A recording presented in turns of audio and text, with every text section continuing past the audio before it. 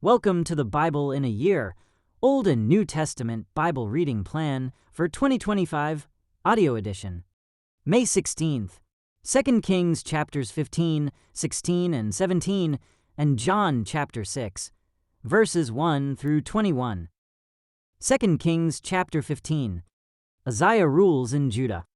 Uzziah, son of Amaziah, began to rule over Judah in the 27th year of the reign of King Jeroboam II of Israel.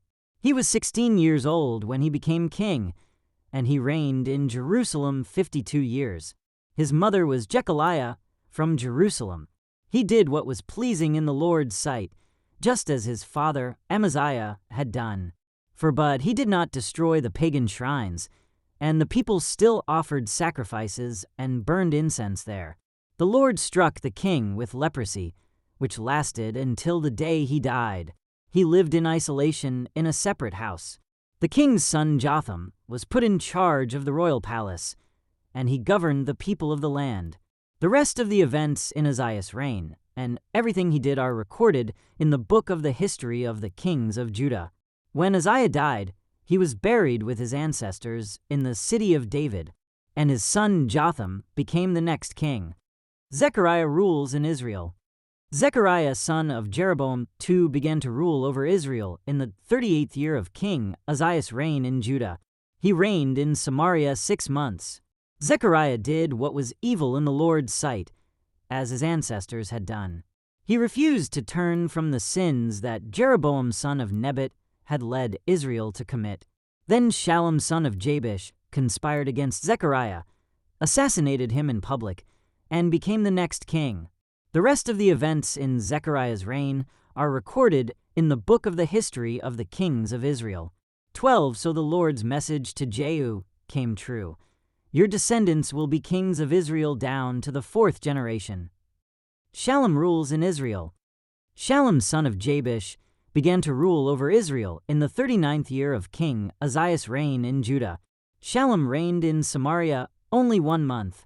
Then Menahem, son of Gadi, went to Samaria from Tirzah and assassinated him, and he became the next king. The rest of the events in Shallum's reign, including his conspiracy, are recorded in the book of the history of the kings of Israel. Menahem rules in Israel. At that time Menahem destroyed the town of Tappuah and all the surrounding countryside as far as Tirzah, because its citizens refused to surrender the town. He killed the entire population and ripped open the pregnant women. Menahem, son of Gadi, began to rule over Israel in the 39th year of King Uzziah's reign in Judah. He reigned in Samaria 10 years. But Menahem did what was evil in the Lord's sight. During his entire reign, he refused to turn from the sins that Jeroboam, son of Nebat, had led Israel to commit. Then King Tiglath-Pileser of Assyria invaded the land. But Menahem paid him 37 tons of silver to gain his support in tightening his grip on royal power. Menahem extorted the money from the rich of Israel, demanding that each of them pay 50 pieces of silver to the king of Assyria. So the king of Assyria turned from attacking Israel and did not stay in the land. The rest of the events in Menahem's reign and everything he did are recorded in the book of the history of the kings of Israel. When Menahem died, his son Pekahiah became the next king. Pekahiah rules in Israel. Pekahiah, son of Menahem, began to rule over Israel in the 50th year of King Uzziah's reign in Judah. He reigned in Samaria 2 years. But Pekahiah did what was evil in the Lord's sight. He refused to turn from the sins that Jeroboam, son of Nebat, had led Israel to commit. Then Pekah, son of Remaliah, the commander of Pekahiah's army, conspired against him. With 50 men from Gilead, Pekah assassinated the king, along with Argob and Ariah, in the citadel of the palace at Samaria, and Pekah reigned in his place. The rest of the events in Pekahiah's reign and everything he did are recorded in the book of the history of the kings of Israel. Pekah rules in Israel. Pekah, son of Remaliah, began to rule over Israel in the 52nd year of King Uzziah's reign in Judah. He reigned in Samaria 20 years. But Pekah did what was evil in the Lord's sight. He refused to turn from the sins that Jeroboam son of Nebat had led Israel to commit. During Pekah's reign, King Tiglath-Pileser of Assyria attacked Israel again, and he captured the towns of Ijon, Abel-Beth-Maachah, Genoa, Kadesh, and Hazor. He also conquered the regions of Gilead, Galilee, and all of Naphtali, and he took the people to Assyria as captives. Then Hoshea son of Elah conspired against Pekah and assassinated him. He began to rule over Israel in the 20th year of Jotham son of Uzziah. The rest of the events in Pekah's reign and everything he did are recorded in the book of the history of the kings of Israel. Jotham rules in Judah. Jotham son of Uzziah began to rule over Judah in the 2nd year of King Pekah's reign in Israel. He was 25 years old when he became king, and he reigned in Jerusalem 16 years. His mother was Jerusha, the daughter of Zadok. Jotham did what was pleasing in the Lord's sight. He did everything his father, Uzziah, had done, but he did not destroy the pagan shrines, and the people still offered sacrifices and burned incense there. He rebuilt the upper gate of the temple of the Lord. The rest of the events in Jotham's reign and everything he did are recorded in the book of the history of the kings of Judah. In those days the Lord began to send King Rezin of Aram and King Pekah of Israel to attack Judah. When Jotham died, he was buried with his ancestors in the city of David, and his son Ahaz became the next king. 2 Kings 16. Ahaz rules in Judah. Ahaz son of Jotham began to rule over Judah in the 17th year of King Pekah's reign in Israel. Ahaz was 20 years old when he became king, and he reigned in Jerusalem 16 years. He did not do what was pleasing in the sight of the Lord his God, as his ancestor David had done. Instead, he followed the example of the kings of Israel, even sacrificing his own son in the fire. In this way, he followed the detestable practices of the pagan nations the Lord had driven from the land ahead of the Israelites. He offered sacrifices and burned incense at the pagan shrines and on the hills and under every green tree. Then King Rezin of Aram and King Pekah of Israel came up to attack Jerusalem. They besieged Ahaz, but could not conquer him. At that time the king of Edom recovered the town of Elath for Edom. He drove out the people of Judah and sent Edomites to live there, as they do to this day.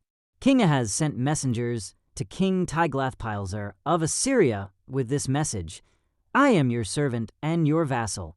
Come up and rescue me from the attacking armies of Aram and Israel." Then Ahaz took the silver and gold from the temple of the Lord and the palace treasury and sent it as a payment to the Assyrian king. So the king of Assyria attacked the Aramean capital of Damascus and led its population away as captives, resettling them in Kir. He also killed King Rezin. King Ahaz then went to Damascus to meet with King Tiglath-Pileser of Assyria. While he was there, he took special note of the altar. Then he sent a model of the altar to Uriah the priest, along with its design in full detail. Uriah followed the king's instructions and built an altar just like it, and it was ready before the king returned from Damascus. When the king returned, he inspected the altar and made offerings on it. He presented a burnt offering and a grain offering. He poured out a liquid offering, and he sprinkled the blood of peace offerings on the altar. Then King Ahaz removed the old bronze altar from its place in front of the Lord's temple, between the entrance and the new altar, and placed it on the north side of the new altar. He told Uriah the priest, "Use the new altar for the morning sacrifices of burnt offering, the evening grain offering, the king's burnt offering and grain offering, and the burnt offerings of all the people, as well as their grain offerings and liquid offerings. Sprinkle the blood from all the burnt offerings and sacrifices on the new altar. The bronze altar will be for my personal use only." Uriah the priest did just as King Ahaz commanded him. Then the king removed the side panels and basins from the portable water carts. He also removed the great bronze basin, called the sea, from the backs of the bronze oxen, and placed it on the stone pavement. In deference to the king of Assyria, he also removed the canopy that had been constructed inside the palace for use on the Sabbath day, as well as the king's outer entrance to the temple of the Lord. The rest of the events in Ahaz's reign and everything he did are recorded in the book of the history of the kings of Judah. When Ahaz died, he was buried with his ancestors in the city of David. Then his son Hezekiah became the next king. 2 Kings 17. Hoshea rules in Israel. Hoshea, son of Elah, began to rule over Israel in the 12th year of King Ahaz's reign in Judah. He reigned in Samaria 9 years. He did what was evil in the Lord's sight, but not to the same extent as the kings of Israel who ruled before him. King Shalmaneser of Assyria attacked King Hoshea, so Hoshea was forced to pay heavy tribute to Assyria. But Hoshea stopped paying the annual tribute and conspired against the king of Assyria by asking King So of Egypt to help him shake free of Assyria's power. When the king of Assyria discovered this treachery, he seized Hoshea and put him in prison. Samaria falls to Assyria. Then the king of Assyria invaded the entire land, and for 3 years he besieged the city of Samaria. Finally, in the 9th year of King Hoshea's reign, Samaria fell, and the people of Israel were exiled to Assyria. They were settled in colonies in Hala, along the banks of the Habor River in Gozan, and in the cities of the Medes. This disaster came upon the people of Israel because they worshipped other gods. They sinned against the Lord their God, who had brought them safely out of Egypt and had rescued them from the power of Pharaoh, the king of Egypt. They had followed the practices of the pagan nations the Lord had driven from the land ahead of them, as well as the practices the kings of Israel had introduced. The people of Israel had also secretly done many things that were not pleasing to the Lord their God. They built pagan shrines for themselves in all their towns, from the smallest outpost to the largest walled city.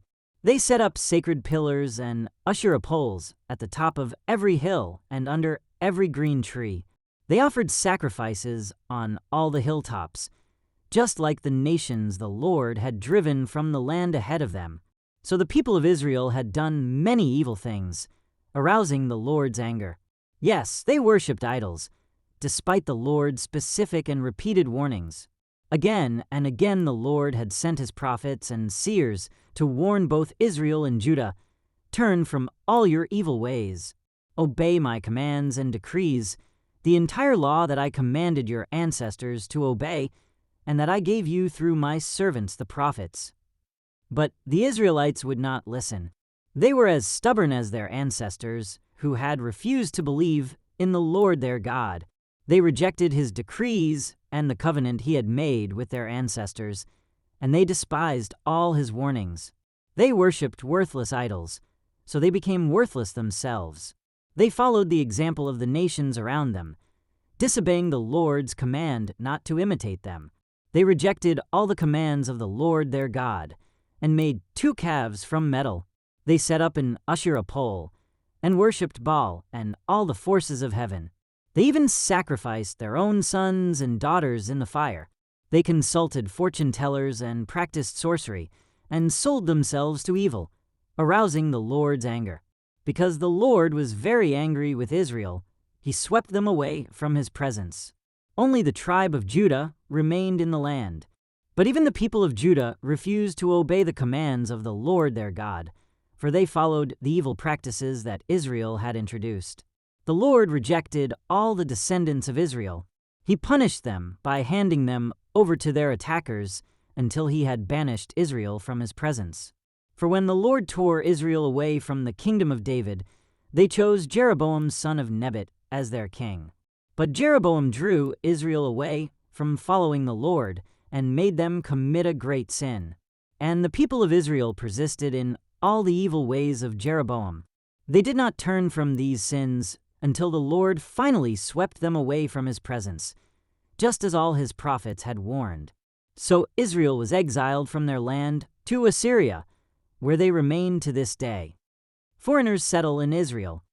The king of Assyria transported groups of people from Babylon, Cutha, Ava, Hamath, and Sepharvaim, and resettled them in the towns of Samaria, replacing the people of Israel. They took possession of Samaria and lived in its towns. But since these foreign settlers did not worship the Lord when they first arrived, the Lord sent lions among them, which killed some of them. So a message was sent to the king of Assyria.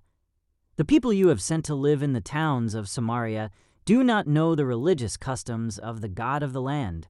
He has sent lions among them to destroy them, because they have not worshipped him correctly. The king of Assyria then commanded, "Send one of the exiled priests back to Samaria. Let him live there and teach the new residents the religious customs of the God of the land." So one of the priests who had been exiled from Samaria returned to Bethel and taught the new residents how to worship the Lord. But these various groups of foreigners also continued to worship their own gods. In town after town where they lived, they placed their idols at the pagan shrines that the people of Samaria had built. Those from Babylon worshipped idols of their god Sukkot-Benoth. Those from Cutha worshipped their god Nergal. And those from Hamath worshipped Ashima. The Avites worshipped their gods Nibaz and Tartak. And the people from Sepharvaim even burned their own children as sacrifices to their gods Adramelech and Anamelech. These new residents worshipped the Lord, but they also appointed from among themselves all sorts of people as priests to offer sacrifices at their places of worship. And though they worshipped the Lord, they continued to follow their own gods according to the religious customs of the nations from which they came. And this is still going on today. They continue to follow their former practices instead of truly worshiping the Lord and obeying the decrees, regulations, instructions, and commands he gave the descendants of Jacob, whose name he changed to Israel. For the Lord had made a covenant with the descendants of Jacob and commanded them, "Do not worship any other gods or bow before them or serve them or offer sacrifices to them, but worship only the Lord, who brought you out of Egypt with great strength and a powerful arm. Bow down to him alone and offer sacrifices only to him. Be careful at all times to obey the decrees, regulations, instructions, and commands that he wrote for you. You must not worship other gods. Do not forget the covenant I made with you, and do not worship other gods. You must worship only the Lord your God. He is the one who will rescue you from all your enemies." But the people would not listen and continued to follow their former practices. So, while these new residents worshipped the Lord, they also worshipped their idols. And to this day their descendants do the same. John chapter 6, verses 1 through 21. Jesus feeds 5,000. After this, Jesus crossed over to the far side of the Sea of Galilee, also known as the Sea of Tiberias. A huge crowd kept following him wherever he went, because they saw his miraculous signs as he healed the sick. Then Jesus climbed a hill and sat down with his disciples around him. It was nearly time for the Jewish Passover celebration. Jesus soon saw a huge crowd of people coming to look for him.